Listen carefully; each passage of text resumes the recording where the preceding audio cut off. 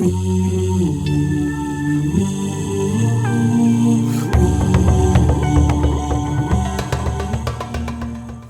name is Jeremy Wells, and I talk a lot about historic preservation.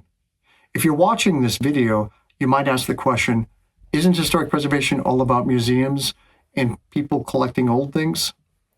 Well, the answer is no. It's primarily about governmental rules and regulations.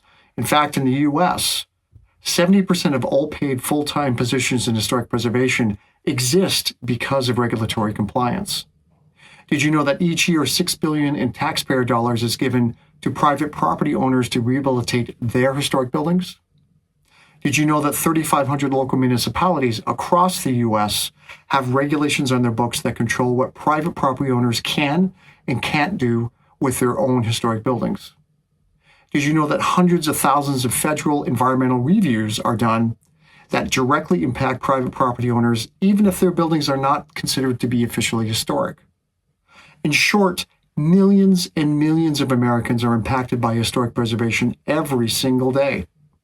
And one of the main rules that is at the core of this activity is something called historical significance.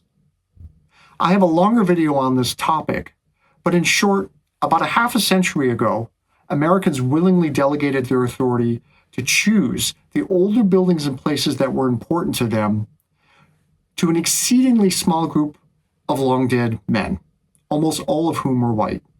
And most of these people were not even Americans. They were from Europe. So the next time you want a building or place to be officially recognized as being historic, you can't use the values and meanings you, your family, or your community has.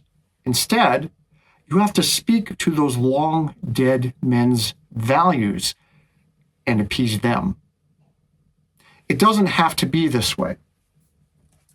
Read more in my book, Managing the Magic of Old Places, Crafting Public Policies for Human-Centered Historic Preservation.